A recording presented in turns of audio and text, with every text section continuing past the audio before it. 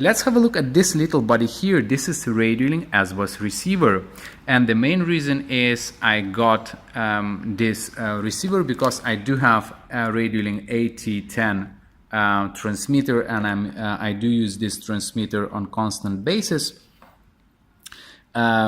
This little receiver can be hooked with any AT10 or AT9 Radiolink radios. However, the bad news are it is not compatible with any other brand. So if you are the owner of AT10 or AT9, you may consider of getting one of these ones. And the main reason is SBUS connection is faster than PPM. And if you do have one of these radios, you probably know that Radiolink R6D PPM receiver weighs 4.5 grams. And this little body here weighs 1.5 grams. Really tiny little thing. I think if we were to remove the pins from the receiver, the weight would drop below 1 gram.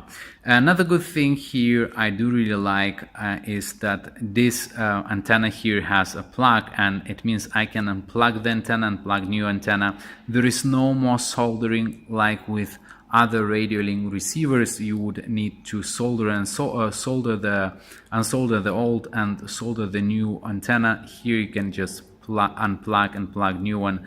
If we have a look at the size of this thing, this is the standard key next to the receiver. It looks really small.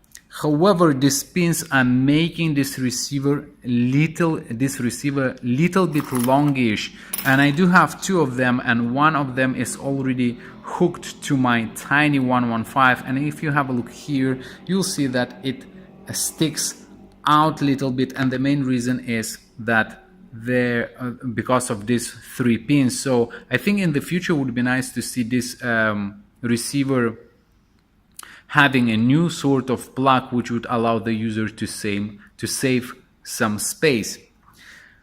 Well, in the end we can have a look how to hook up it with your radio. So you would need to choose the new model and then power on the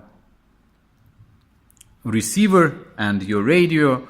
Actually, these two things are already linked, but if they were not to be linked, all you need to do after powering them on is to press this little button here and hold for a few seconds until you see the lights flashing. And when the lights are flashing, it means the receiver and the transmitter are linking. So after about 2 seconds, the lights stop flashing, and you should see on your radio, you'll see on your radio the connection, the successful connection.